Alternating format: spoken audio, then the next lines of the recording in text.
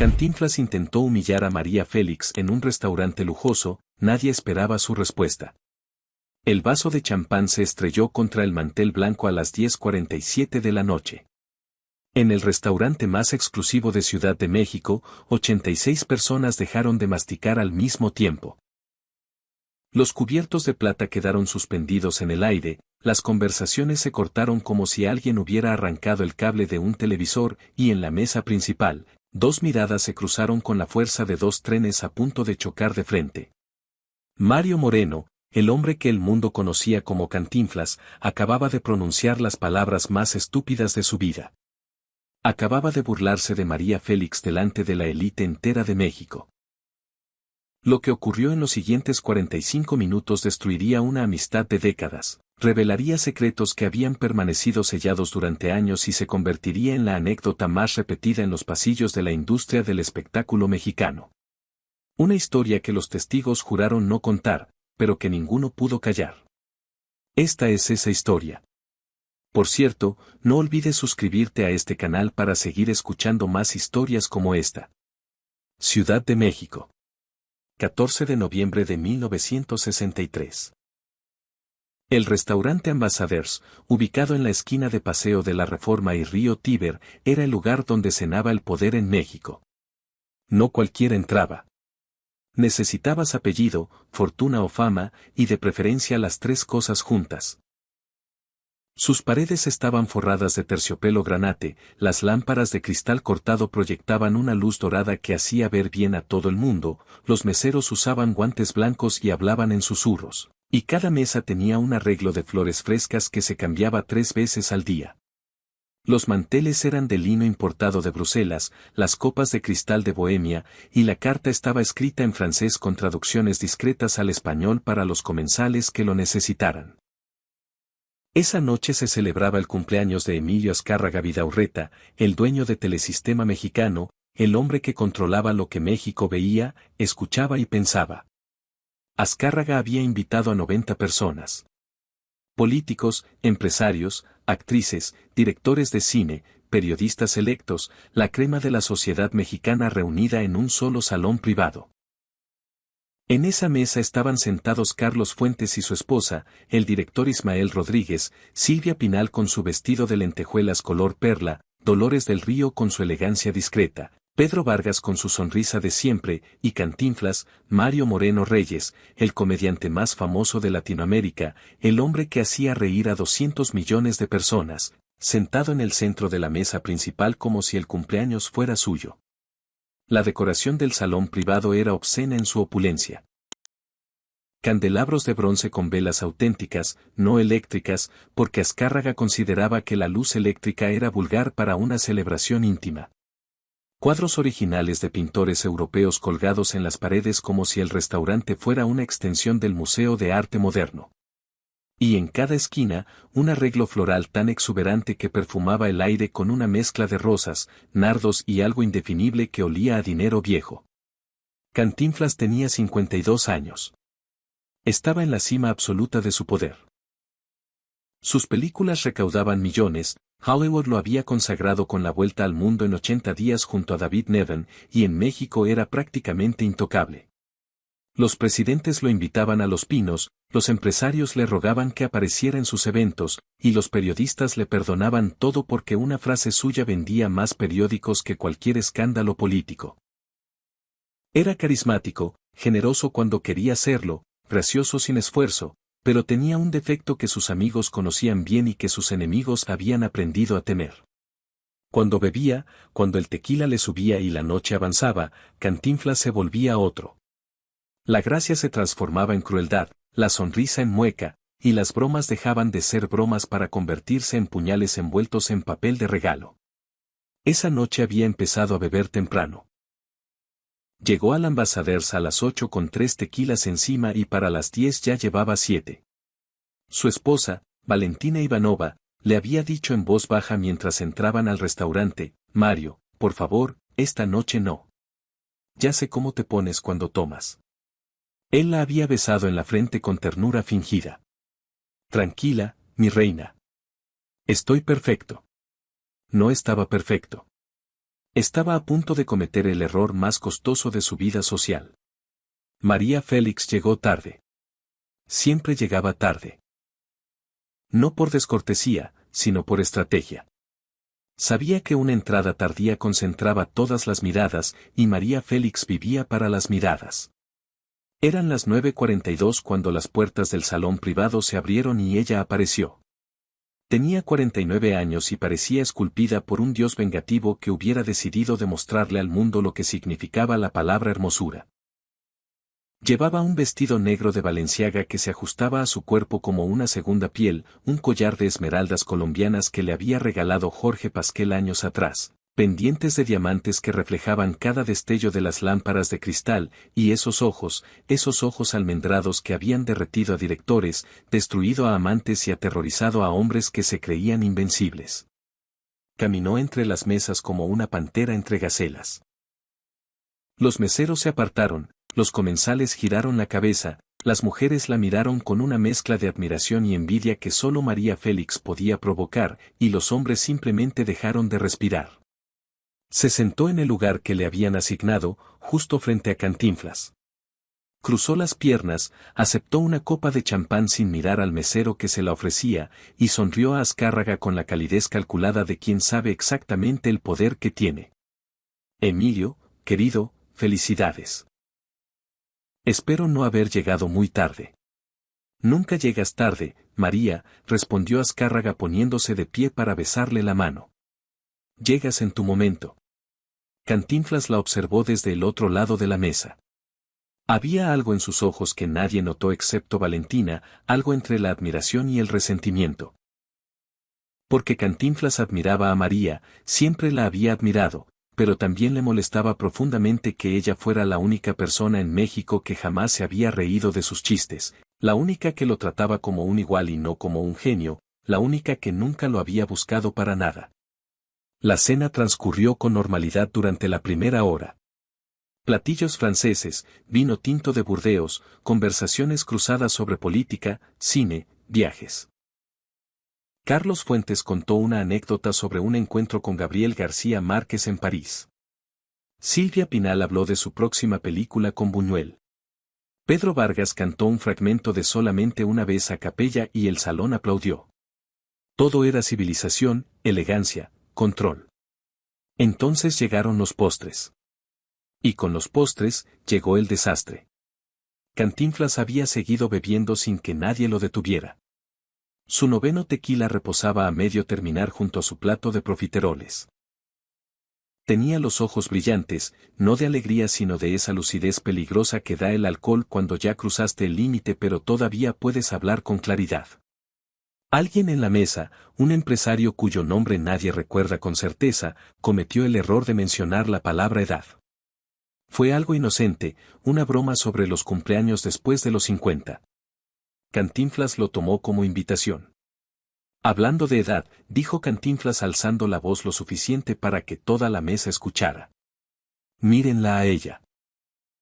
Señaló a María con su copa medio vacía. La eterna María Félix. La mujer que detuvo el tiempo. El tono era ambiguo. Podía ser halago, podía ser veneno. La mesa esperó. María levantó una ceja, apenas 1 milímetro, pero suficiente para que quienes la conocían supieran que estaba midiendo cada sílaba. Gracias, Mario, respondió con voz plana. Muy amable. Pero Cantinflas no había terminado. El alcohol lo empujaba hacia adelante como un tren sin frenos. No, en serio, continuó. Es impresionante. La última vez que te vi en pantalla fue hace cuánto, que 10, 12 años. Y aquí estás, como si nada hubiera pasado. Como si el cine no te necesitara y tú no lo necesitaras a él. El silencio comenzó a extenderse por la mesa como una mancha de vino sobre seda blanca. Dolores del Río dejó su tenedor sobre el plato con un clic apenas audible. Silvia Pinal miró a su esposo con ojos de alarma. Azcárraga, que conocía bien los arranques de Cantinflas, se movió incómodo en su silla. Porque la verdad, agregó Cantinflas inclinándose hacia adelante con esa sonrisa que usaba en las películas cuando su personaje estaba a punto de decir algo terrible disfrazado de gracioso. La verdad es que el cine mexicano siguió adelante sin ti, María. Siguió haciendo películas, siguió llenando salas, siguió existiendo. Y tú te retiraste a tu mansión con tus joyas y tus gatos y tu leyenda. Hizo una pausa dramática, el comediante calculando el momento como lo había hecho 1000 veces en un escenario. Pero me pregunto, y es pregunta sincera, si la leyenda es realmente tuya o es de tus joyas. Algunas risas nerviosas brotaron en la mesa. 2 o 3 personas que no sabían si era broma o insulto y eligieron reír por seguridad. Silvia Pinal cerró los ojos un instante, como quien escucha el primer trueno y sabe que viene la tormenta. Dolores del Río puso su mano sobre la mesa con los dedos extendidos, un gesto involuntario de quien se prepara para un impacto. Carlos Fuentes intercambió una mirada rápida con su esposa. La mirada decía, esto va a terminar mal. El golpe aterrizó en medio de un silencio sepulcral.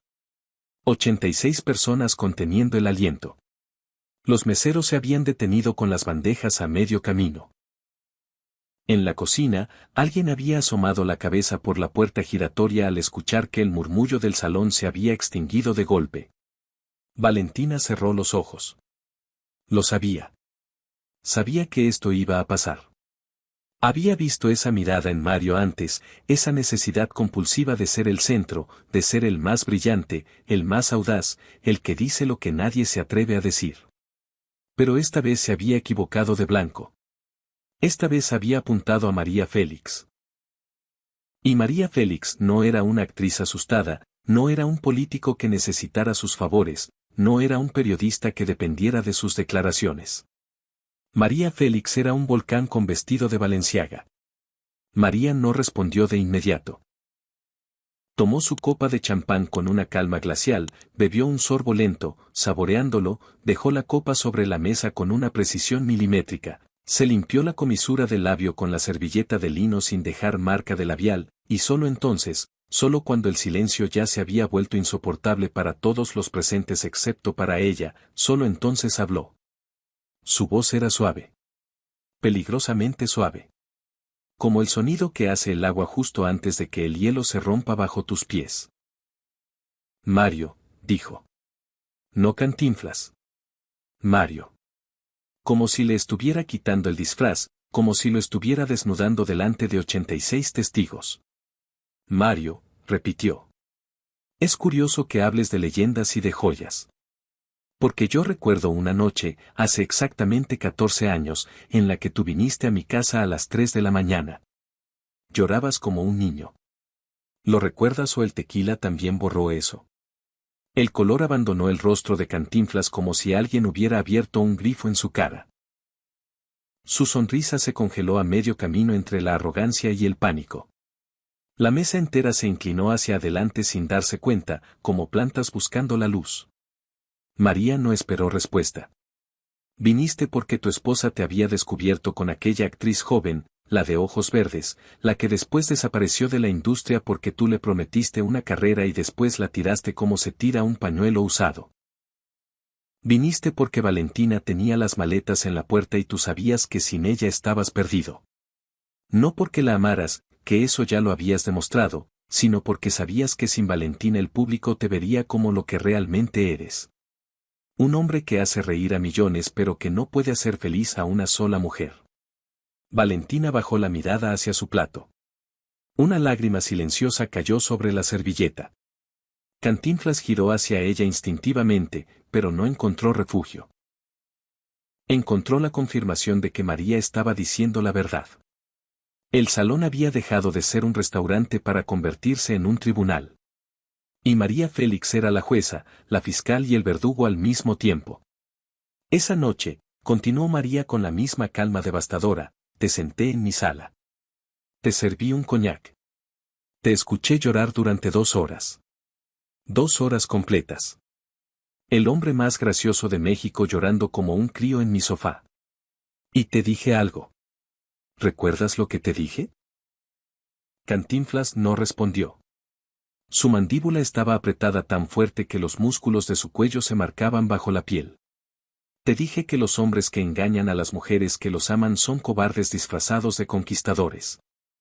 Te dije que si Valentina te perdonaba, y lo haría porque las mujeres buenas siempre perdonan más de lo que deberían, sería la última vez que la humillaras. Me prometiste que sí. Me diste tu palabra, la palabra de Mario Moreno, no la de Cantinflas, porque Cantinflas no tiene palabra, Cantinflas es un personaje, un disfraz. María hizo una pausa letal. Dime, Mario, ¿cuántas veces rompiste esa promesa después de esa noche? El silencio era tan denso que se podía escuchar el tic-tac del reloj de péndulo en el vestíbulo. Un mesero dejó caer una cuchara en la cocina y el sonido retumbó como un disparo. Nadie se movió a recogerla. Cantinflas intentó recuperarse. Lo intentó como un boxeador que se levanta en el conteo de 8 sabiendo que ya perdió pero negándose a admitirlo. María, eso fue hace años. Éramos diferentes. Las cosas cambiaron. María sonrió y esa sonrisa era más aterradora que cualquier grito. Cambiaron. Interesante elección de palabras viniendo de un hombre que hace 3 meses fue visto saliendo del Hotel Reforma a las 6 de la mañana con una corista del Teatro Blanquita que tiene la mitad de su edad. La información cayó sobre la mesa como una bomba. Varios comensales giraron involuntariamente hacia Valentina, que miraba fijamente su plato de postre intacto. Sus manos temblaban pero su rostro permanecía inmóvil, como una máscara de porcelana a punto de agrietarse. Eso no es verdad, protestó Cantinflas, pero su voz había perdido toda la fuerza, toda la gracia, toda la seguridad que lo definía. Sonaba exactamente como lo que era en ese momento, un hombre atrapado. María lo miró con algo que no era odio ni desprecio. Era algo peor. Era lástima. Tengo testigos, Mario. Tengo nombres, fechas, habitaciones. Los tengo porque la gente me cuenta cosas. Siempre me han contado cosas. ¿Sabes por qué? Porque confían en que yo no hablaré. Y normalmente no hablo. Hizo una pausa que duró exactamente lo necesario para que el miedo se instalara.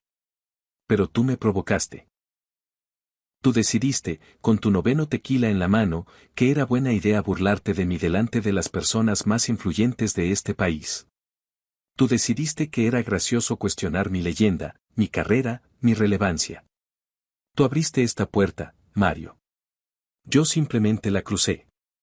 Cantinflas miró alrededor buscando un aliado, un cómplice, alguien que rompiera el cerco. No encontró a nadie. Carlos Fuentes miraba su copa de vino como si fuera el texto más fascinante que hubiera leído. Ismael Rodríguez tenía la mandíbula desencajada. Pedro Vargas negaba lentamente con la cabeza, como un padre decepcionado. Dolores del Río miraba a María con una admiración que no intentaba disimular. Y Azcárraga, el anfitrión, el hombre más poderoso de la mesa, permanecía completamente inmóvil, calculando las consecuencias de lo que estaba presenciando, sabiendo que esta noche se contaría durante décadas. María se recostó en su silla con la elegancia de una emperatriz en su trono. Hablemos de leyendas, Mario, ya que tú sacaste el tema. Tú eres Cantinflas. El peladito, el hombre del pueblo, el que hace reír a los pobres. Es un personaje hermoso. Es tu obra maestra. Pero dime algo. Cuando te quitas el bigotito, cuando te quitas la camiseta rota y los pantalones caídos, cuando llegas a tu mansión de las Lomas con tus 7 coches importados, tus sirvientes uniformados y tu colección de arte europeo, cuando todo eso pasa, ¿quién queda? ¿Quién es Mario Moreno sin Cantinflas? La pregunta quedó suspendida en el aire como una bala detenida en cámara lenta. Porque yo sé quién soy sin la pantalla, continuó María. Soy la misma mujer que era antes de la primera película y seré la misma después de la última. María Félix no es un personaje. María Félix es una verdad. Cantinflas es una mentira hermosa que tú cuentas para esconderte de ti mismo. Un temblor recorrió la mandíbula de Cantinflas. Nadie lo había visto así jamás. El hombre que improvisaba respuestas brillantes en medio segundo, el hombre que había dejado sin palabras a comediantes, políticos, periodistas y hasta a estrellas de Hollywood, estaba completamente mudo. Desarmado. Como si María le hubiera quitado no solo la máscara, sino la cara que había debajo. En la mesa de al lado, un empresario petrolero le susurró a su acompañante: estamos presenciando un asesinato. Un asesinato con palabras. No exageraba. Lo que María estaba haciendo era sistemático, preciso, implacable. Cada revelación construía sobre la anterior. Cada frase cerraba una puerta de escape. Cantinflas estaba atrapado en un laberinto que María había construido con la paciencia de un arquitecto y la crueldad de un cirujano. Pedro Vargas, desde su esquina de la mesa, miraba la escena con la expresión de un hombre que ha visto demasiado y ya nada lo sorprende. Pero sus manos apretaban la servilleta con tanta fuerza que los nudillos se le habían puesto blancos. Ismael Rodríguez, el director que había trabajado con ambos, tenía la boca entreabierta y los ojos fijos en María como si estuviera presenciando la escena más potente que hubiera visto en su vida, más potente que cualquier cosa que hubiera filmado. Fue entonces cuando Cantinflas cometió su segundo error. Un error aún más grave que el primero. Se puso de pie, empujando la silla hacia atrás con tanta fuerza que el respaldo golpeó al mesero que estaba detrás. Tomó su copa, la que ya estaba casi vacía, y la estrelló contra la mesa. El champán salpicó el mantel, las flores, el vestido de la mujer sentada a su derecha. «Estás loca», gritó. «Estás amargada, vieja y sola. Por eso atacas a todos. Por eso nadie te soporta. Porque eres tan miserable que necesitas destruir a los demás para sentirte viva». El estallido de Cantinflas fue como un animal herido mordiendo al aire. Torpe, desesperado, sin dirección. Pero María no se inmutó. No se movió un centímetro. No parpadeó. Solo lo miró con esos ojos que habían visto cosas que Cantinflas no podía ni imaginar, y esperó a que el eco de su grito se apagara como se apagan las velas de un cumpleaños triste. Cuando el silencio regresó, María habló de nuevo. Y esta vez su voz no era suave. Era acero. «Siéntate, Mario. Estás haciendo el ridículo». «No me voy a sentar. No voy a dejar que una mujer que...» «Siéntate». No alzó la voz. No necesitaba hacerlo. Tenía 30 años de enfrentar hombres más intimidantes que un comediante borracho en un restaurante de lujo. Tenía la autoridad de quien ha mirado al abismo y el abismo ha sido el primero en parpadear. Cantinflas se sentó. No porque quisiera. Porque sus piernas ya no lo sostenían. María se inclinó hacia adelante. «Tú dices que estoy amargada. Que estoy vieja y sola. Veamos. Vieja. Tengo 49 años. Los mismos que tú tenías hace 3 años cuando empezaste a teñirte el pelo porque no soportabas ver canas en el espejo. La diferencia es que yo no me escondo de mi edad. Yo la llevo como una corona. Amargada. Soy la mujer que se casó 4 veces, que vivió en París, en Madrid, en Roma, que cenó con DG. Auge, que rechazó a Jean-Paul Sartre cuando intentó cortejarla porque me pareció aburrido, que posó para Diego Rivera, que le dijo no a Hollywood cuando Hollywood le rogaba de rodillas. ¿Eso es estar amargada? Sola. Estoy sola porque así lo elijo. Porque prefiero mi propia compañía a la de hombres que mienten, que traicionan, que prometen y rompen. Estar sola es un lujo que las mujeres inteligentes eligen cuando se cansan de la mediocridad masculina. Se levantó. El movimiento fue lento, deliberado, como la última escena de una película que sabes que no podrás olvidar. Miró a Cantinflas directamente a los ojos. Ahora dime tú, Mario. Con tu mansión llena de gente que te tiene miedo, con tu esposa que llora cuando no la ves, con tus amantes que te olvidan antes de que se seque la almohada, con tu personaje que ya no te deja ser persona. Dime quién de los dos está realmente solo. Cantinflas no respondió. No podía. Su boca estaba abierta pero de ella no salía nada. El comediante se había quedado sin texto. El improvisador se había quedado sin respuesta.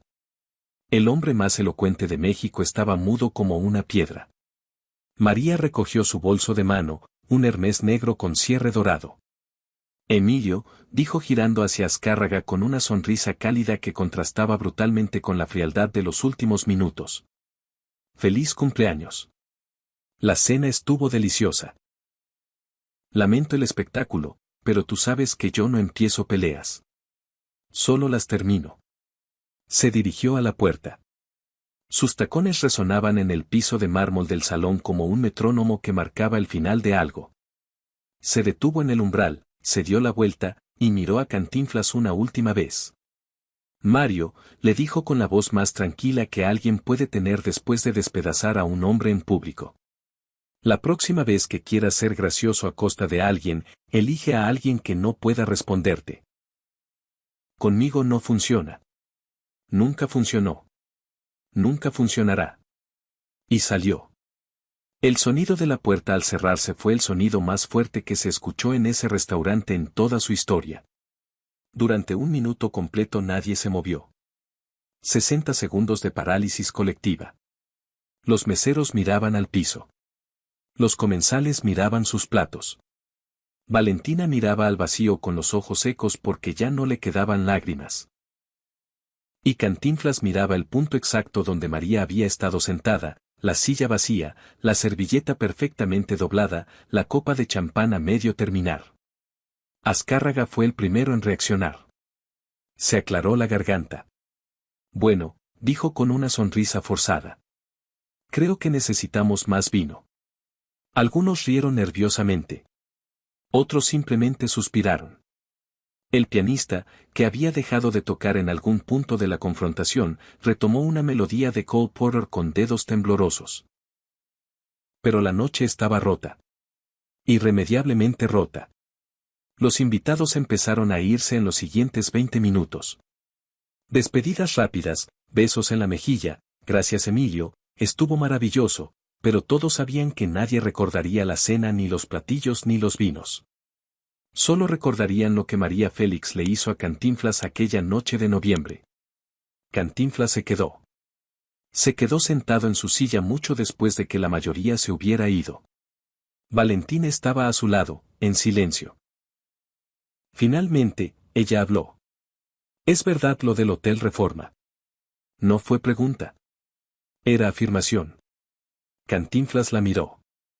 Su rostro era el de un hombre al que le acaban de arrancar todas las capas de protección que había construido durante décadas.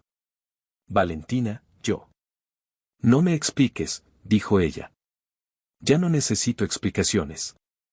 Las necesité hace 14 años, cuando vine a esta misma ciudad llorando con las maletas.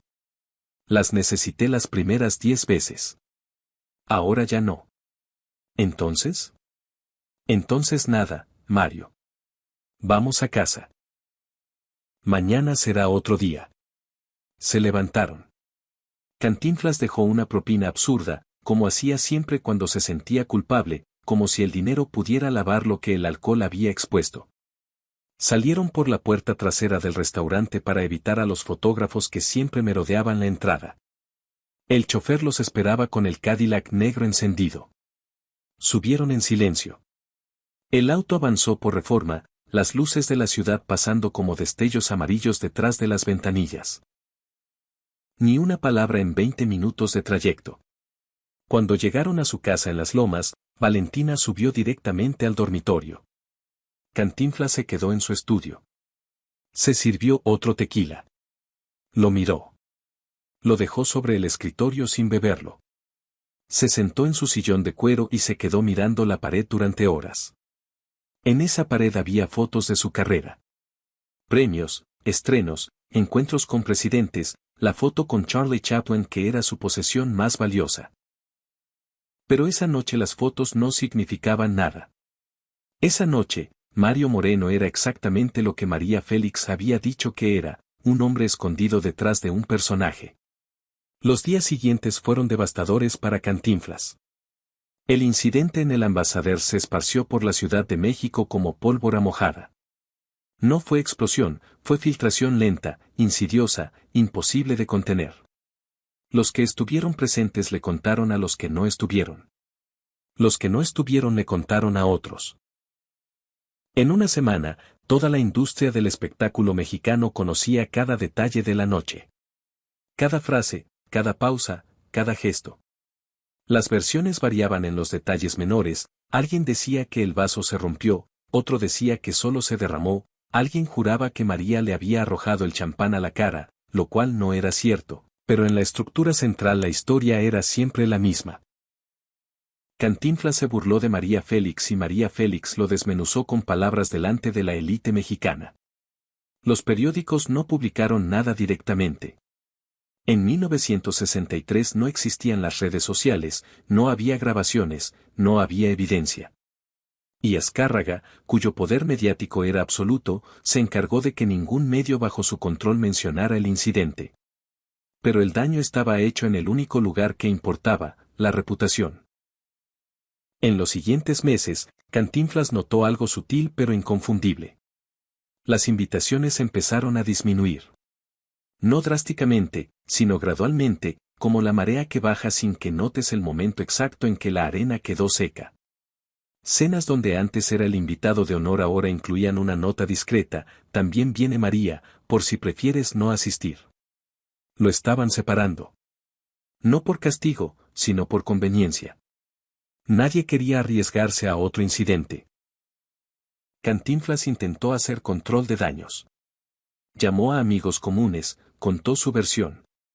María estaba de mal humor, yo solo bromeaba, ella exageró todo. Pero nadie le creía del todo porque todos conocían a María Félix y todos sabían que María no atacaba sin razón. Si María lo había destrozado así, era porque él se lo había buscado. Fue un error, dijo Cantinflas en una llamada a Ismael Rodríguez semanas después del incidente. Lo sé. Estaba borracho. Dije cosas que no debía. Ismael suspiró del otro lado de la línea. Mario, no fue solo lo que dijiste. Fue donde lo dijiste y delante de quién. Humillaste a María Félix en una cena con 86 personas que al día siguiente desayunaron con otras 86 personas. Multiplicaste tu error por 1000. ¿Crees que debería disculparme? ¿Con María o con Valentina? Con las dos. Con María primero, porque si ella acepta tu disculpa, el resto del mundo la aceptará también. ¿Y si no la acepta? Entonces reza, Mario. Porque María Félix enojada es la fuerza más destructiva que este país ha producido después de los volcanes. Cantinflas tardó 3 meses en reunir el valor.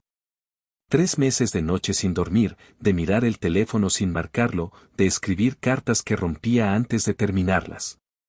Finalmente, en febrero de 1964, le escribió una carta a María. No la mandó por correo. La entregó personalmente a Lupita, la asistente de María, con instrucciones de ponerla en sus manos y nadie más. La carta decía: Querida María, no tengo excusa para lo que dije aquella noche. Estaba borracho, pero eso no justifica nada. El tequila no inventa pensamientos, solo los desinhibe, y lo que dije revela cosas sobre mí que preferiría no haber mostrado. Tenías razón en todo. En todo. No te pido perdón porque no sé si lo merezco. Solo te pido que sepas que lamento profundamente haberte faltado al respeto. De todos los errores que he cometido en mi vida, y son muchos, este es del que más me arrepiento. Con todo mi respeto, Mario. María recibió la carta. La leyó. La guardó en un cajón de su escritorio. No respondió. Pasaron semanas. 1 mes. 2 meses. Cantinflas esperaba cada día una respuesta que no llegaba. El silencio de María era más elocuente que cualquier palabra. Era un recordatorio constante de que las disculpas no borran las heridas, solo reconocen que existen. En mayo de 1964, 6 meses después del incidente, ocurrió algo inesperado. Cantinflas fue invitado a la premiere de una película en el Cine Roble. Aceptó sin pensarlo porque necesitaba salir, necesitaba que lo vieran, necesitaba recordarle al mundo que seguía siendo Cantinflas. Llegó, posó para las fotos, saludó a conocidos, entró a la sala. Y ahí, en la fila de enfrente, estaba María Félix. No la había visto en persona desde aquella noche. El corazón de Cantinflas se detuvo. Pensó en irse, en fingir una emergencia, en desaparecer. Pero antes de que pudiera moverse, María lo vio. Lo miró directamente, sin esquivar, sin disimular. Y entonces hizo algo que nadie esperaba. Se puso de pie, caminó hacia él, y le extendió la mano. Buenas noches, Mario. Cantinflas tartamudeó. María, yo. Siéntate aquí, dijo ella señalando el asiento vacío junto al suyo. La película está por empezar.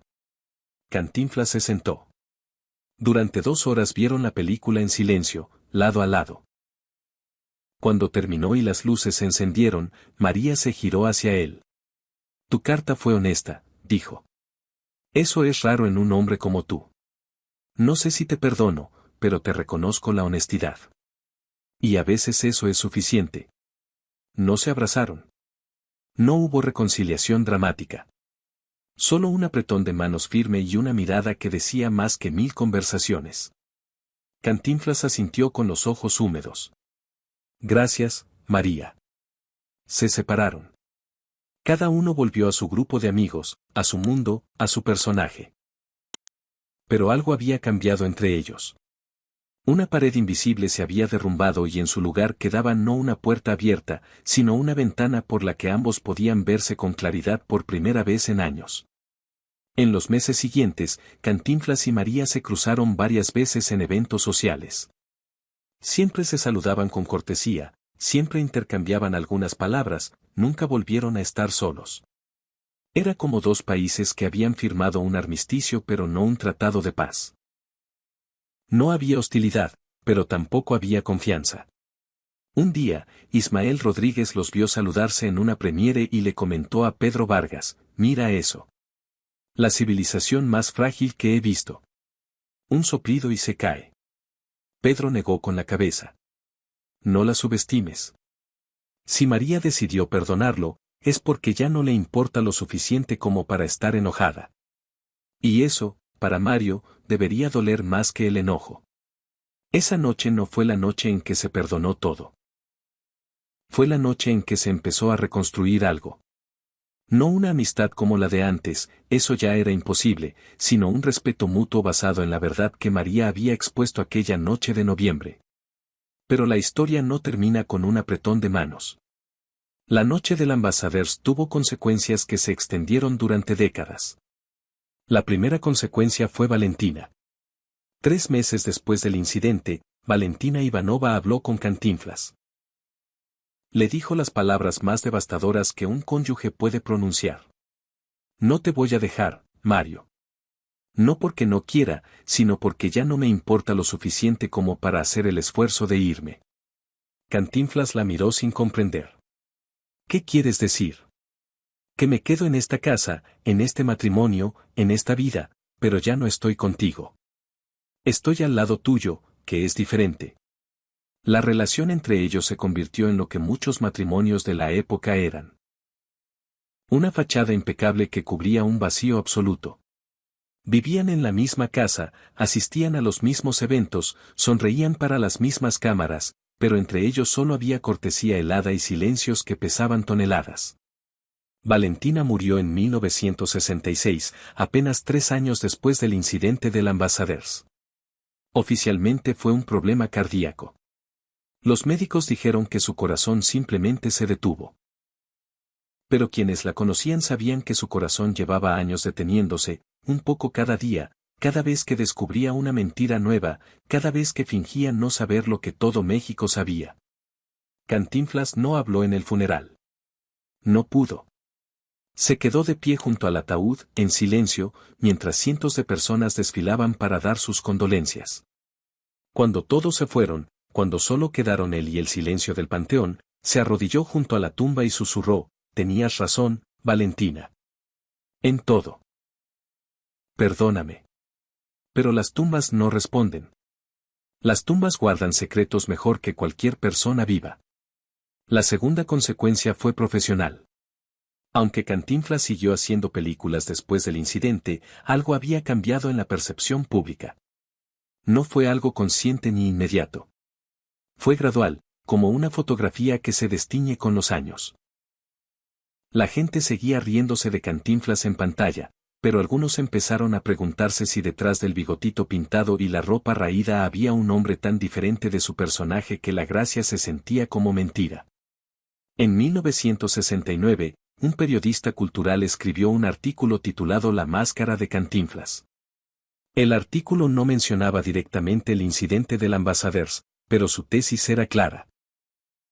Mario Moreno había construido un personaje que representaba al pueblo, al humilde, al desposeído, pero en su vida privada era exactamente lo opuesto, un hombre de mansiones, lujos excesivos, trato cruel con quienes no tenían poder. El artículo citaba fuentes anónimas. Una fuente era claramente alguien que había estado en el Ambassadeurs aquella noche. Un testigo presencial describió a un Cantinflas muy diferente al que vemos en pantalla. Un hombre agresivo, alcohólico, que humillaba a mujeres en público para demostrar su superioridad. El artículo fue leído por miles. No destruyó a Cantinflas, él era demasiado grande para ser destruido por un artículo, pero plantó una semilla de duda que nunca dejó de crecer. La imagen del peladito generoso empezó a agrietarse lentamente. En los círculos intelectuales, que siempre lo habían mirado con cierta condescendencia, el artículo confirmó sospechas. Cantinflas no era el hombre del pueblo. Era un millonario que interpretaba al hombre del pueblo, y esa distinción empezó a molestar a quienes antes la ignoraban. En los años siguientes, otros artículos aparecieron. Algunos mencionaban anécdotas similares. Un productor que contaba cómo Cantinflas lo había humillado delante de su equipo. Una actriz que recordaba un comentario despectivo sobre su físico durante una filmación. Un técnico de sonido que describía cómo Mario Moreno exigía silencio absoluto en el set pero interrumpía constantemente el trabajo de los demás con bromas que solo él encontraba graciosas. Ninguno de estos testimonios habría importado antes del Ambassadeurs. Pero después de aquella noche, después de que María hubiera abierto la primera grieta en la armadura, cada nuevo testimonio la ensanchaba un poco más. María Félix, por su parte, nunca habló públicamente del incidente. Jamás. Ni una palabra, ni una insinuación, ni una referencia velada en ninguna entrevista. Cuando algún periodista atrevido le preguntaba sobre su relación con Cantinflas, ella respondía siempre lo mismo: Mario es un gran artista. Lo respeto como tal. Eso es todo lo que tengo que decir. Y nadie se atrevía a insistir. Pero la historia se filtró de todas formas.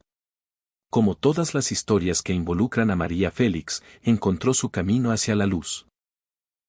Se contaba en camerinos, en sets de filmación, en cenas privadas, en reuniones de productores. Se contaba siempre con el mismo tono de asombro reverencial, la noche que María destruyó a Cantinflas en el Ambassadeurs.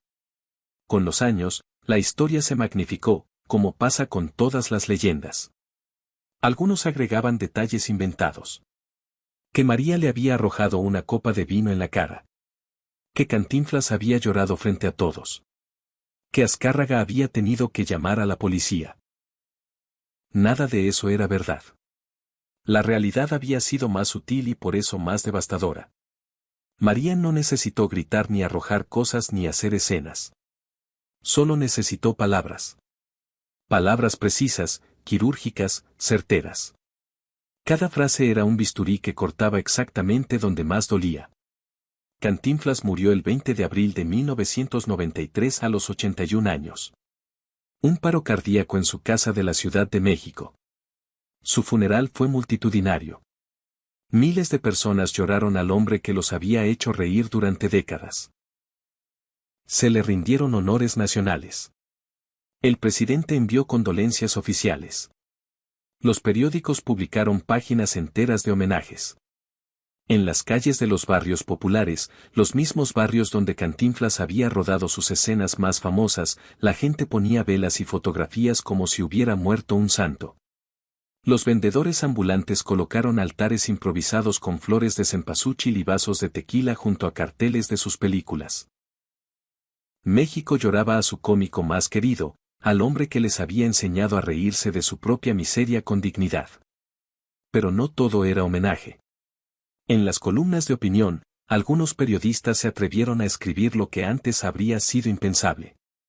Un columnista del Excelsior publicó una pieza titulada El hombre detrás de la risa, donde exploraba las contradicciones de un hombre que predicaba humildad en pantalla mientras acumulaba propiedades y automóviles importados. Otro periodista, más atrevido, escribió, México pierde a un genio de la comedia y a un hombre profundamente imperfecto. Ojalá recordemos ambas cosas con igual honestidad. Pero en un rincón del panteón, un hombre mayor se acercó al ataúd y dejó una fotografía sobre la madera. Era una foto vieja, en blanco y negro.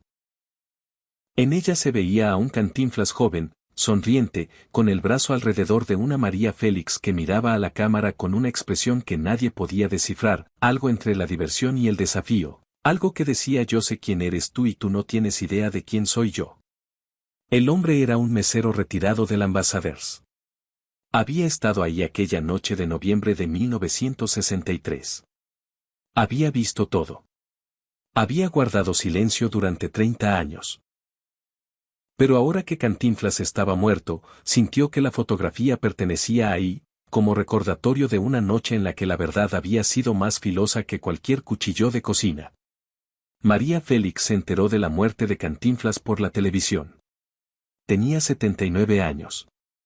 Estaba en su casa de Polanco, rodeada de sus cuadros, sus joyas, sus recuerdos. Lupita le llevó la noticia con cuidado.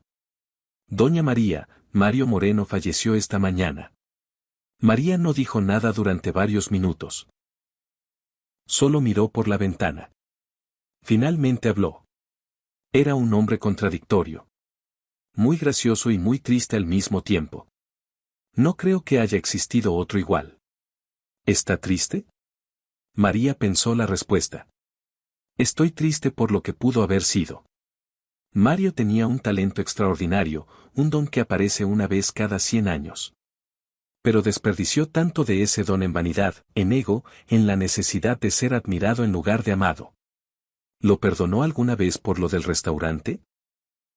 María se giró hacia Lupita con una media sonrisa. Lo perdoné aquella noche en el cine. No por él, por mí.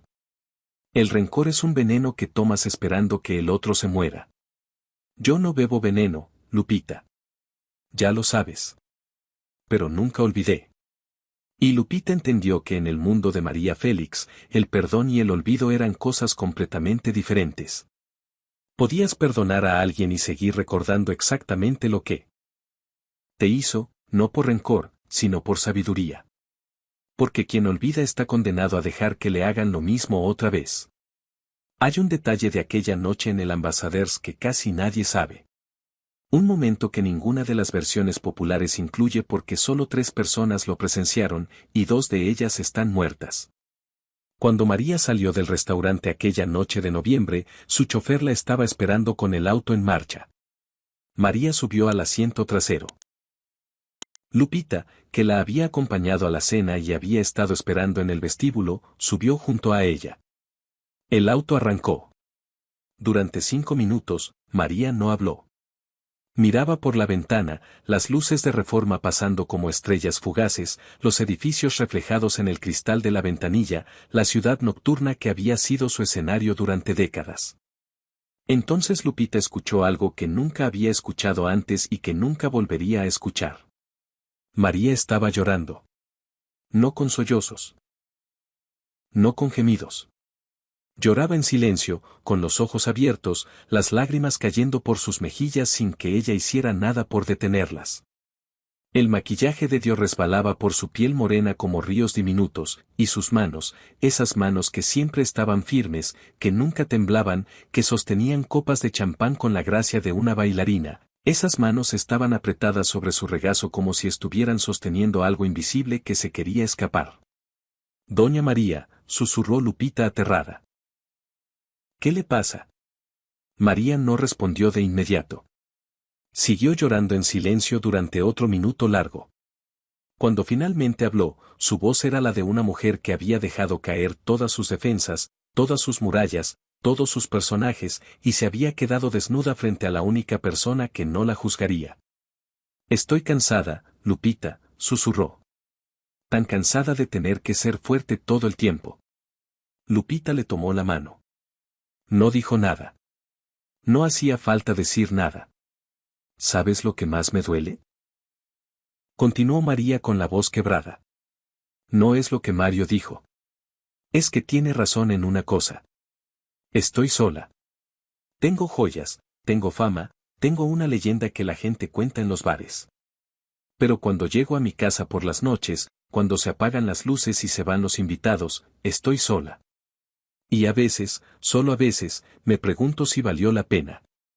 Si ser tan fuerte, tan inquebrantable, tan María Félix, me costó lo que las otras mujeres tienen. Alguien que las abrace por las noches sin pedirles nada a cambio. Lupita apretó su mano más fuerte. Usted tiene algo que la mayoría de las mujeres nunca tendrán, dijo con firmeza. Tiene dignidad. Tiene respeto. Tiene su nombre, que vale más que cualquier abrazo de un hombre que no lo merece. María la miró con los ojos rojos, las lágrimas todavía brillando en sus pestañas como diamantes diminutos. Tienes razón, dijo. Pero a veces, Lupita, solo a veces, desearía ser una mujer normal a la que nadie conoce, que puede llorar en público sin que se convierta en una noticia, que puede equivocarse sin que todo un país opine, que puede ser débil sin que la llamen cobarde. Hizo una pausa. Pero no me tocó esa vida. Me tocó esta. Y si voy a vivirla, la voy a vivir completa. Con todo. Con las joyas y la soledad. Con la fama y el miedo. Con la fuerza y las lágrimas que nadie ve. Se limpió las lágrimas con el dorso de la mano. El gesto fue rápido, definitivo, como si estuviera cerrando una puerta que había abierto solo por un instante. Sacó de su bolso un espejo pequeño con marco de plata, herencia de su madre, y se miró. Lo que vio la hizo sonreír amargamente. El maquillaje corrido, los ojos hinchados, el collar de esmeraldas brillando como una ironía contra su piel manchada de lágrimas. Soy un desastre, dijo casi para sí misma. Lupita negó con la cabeza. Es la mujer más hermosa que he visto en mi vida. Incluso así. Especialmente así. María la miró con gratitud. Lupita era la única persona en el mundo que la había visto sin armadura, sin máscara, sin el peso del apellido que arrastraba como una corona de espinas disfrazada de diamantes. ¿Sabes qué es lo más irónico de esta noche?, dijo María mientras retocaba su labial con mano firme. Que Mario tenía razón en algo. Solo en algo. Tengo 49 años y he vivido más que la mayoría de las personas que conozco. Pero a veces, solo a veces, me siento como una niña que se subió a un escenario demasiado grande y ahora no sabe cómo bajarse. Pero no puede mostrar que tiene miedo porque si muestra miedo, la devoran. Lupita apretó su mano. Los lobos la respetan, doña María. Los lobos no respetan nada, Lupita. Los lobos solo le temen a los lobos más grandes. Y yo he tenido que ser el lobo más grande en cada habitación donde he entrado desde que tenía 17 años. Eso cansa. Eso desgasta. Eso deja marcas que ni Dios puede cubrir. Cuando llegaron a su casa 10 minutos después, María bajó del auto con el rostro impecable. Se había retocado el maquillaje con un espejo de mano durante los últimos minutos del trayecto. Nadie que la hubiera visto caminar hacia su puerta habría sospechado que segundos antes había estado llorando. Porque eso es lo que hacen las mujeres como María Félix. Lloran cuando nadie mira.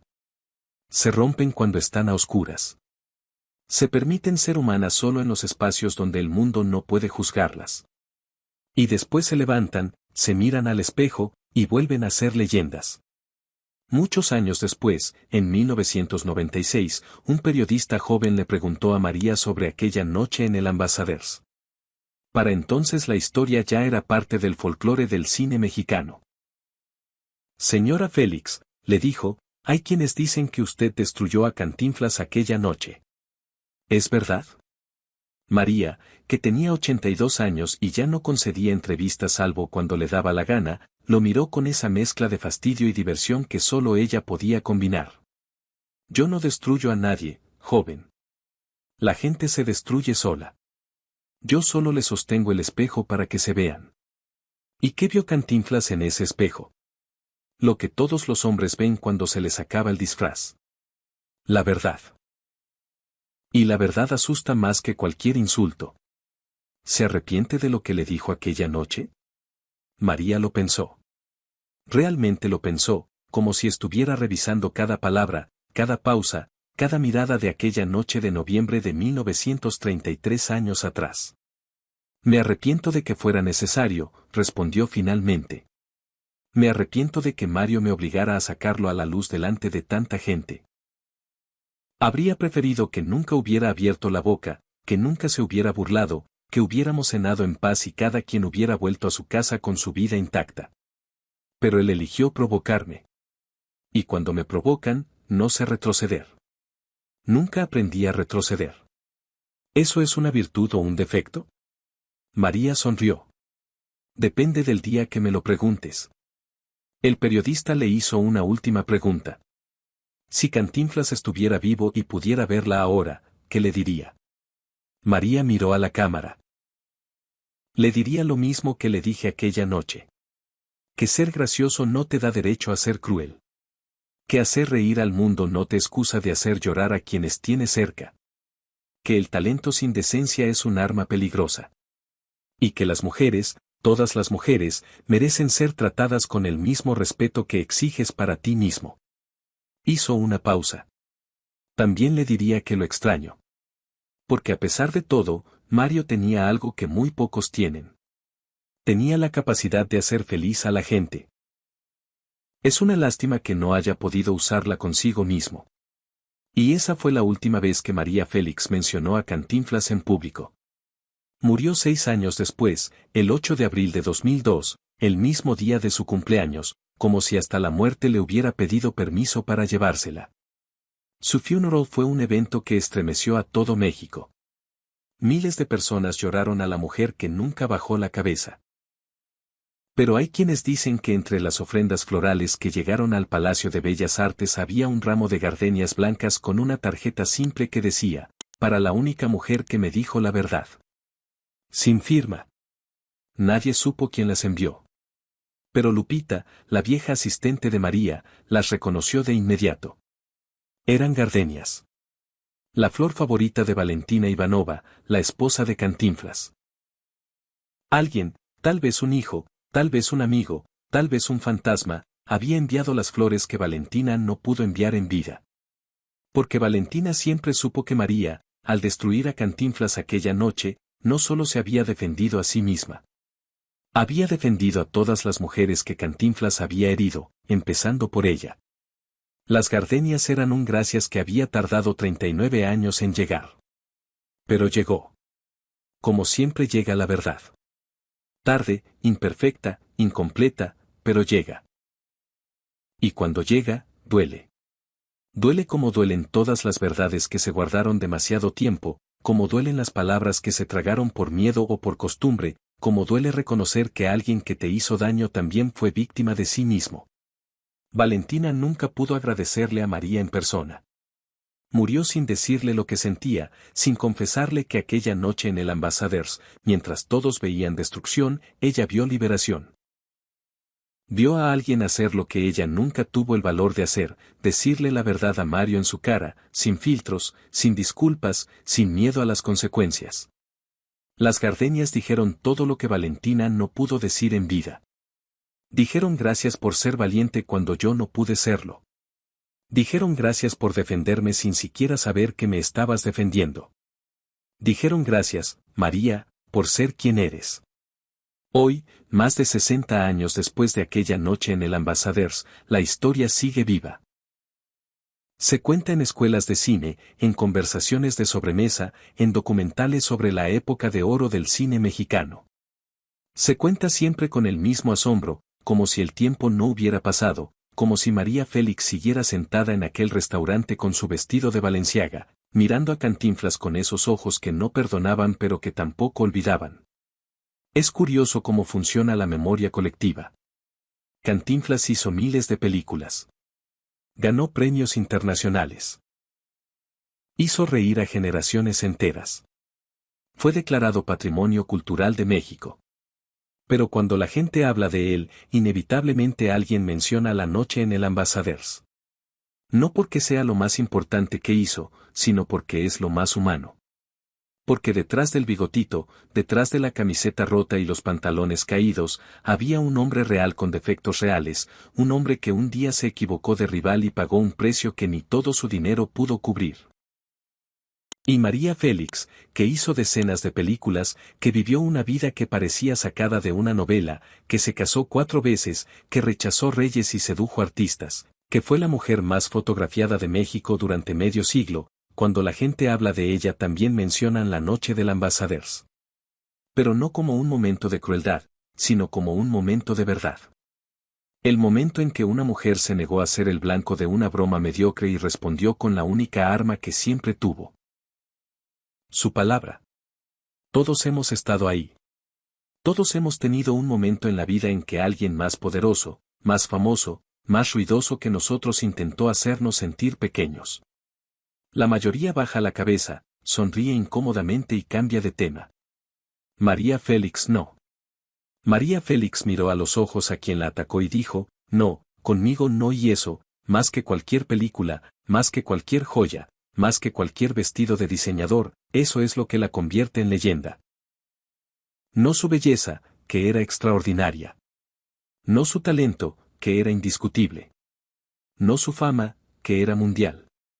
Sino el hecho simple, profundo e inquebrantable de que nunca, en toda su vida, permitió que nadie la hiciera sentir menos de lo que era.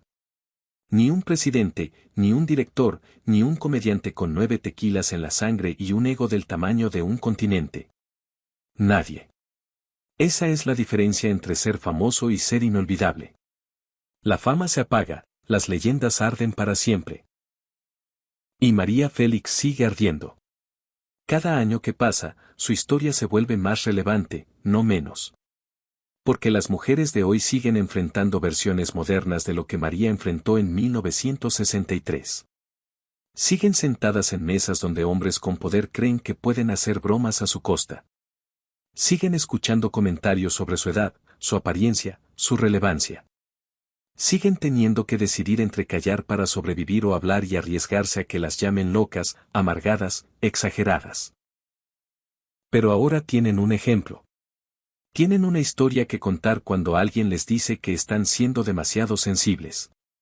Tienen el nombre de una mujer que en 1963, en un restaurante de la Ciudad de México, miró a los ojos al hombre más gracioso de Latinoamérica y le dijo, conmigo no. Esa mujer no tenía manual ni hashtag ni movimiento social que la respaldara. Solo tenía su dignidad, su historia y unas palabras afiladas como navajas. Y con eso fue suficiente. Con eso fue más que suficiente. Porque la valentía no necesita ejército. A veces solo necesita una mujer, una silla, una copa de champán y la decisión inquebrantable de no dejarse humillar. Pantalla a negro. ¿Alguna vez alguien intentó hacerte sentir menos de lo que vales? ¿Cómo respondiste? Cuéntamelo en los comentarios. Y si esta historia te hizo sentir algo, suscríbete. Porque las historias de María Félix no se terminan. Solo esperan a que alguien las cuente de nuevo.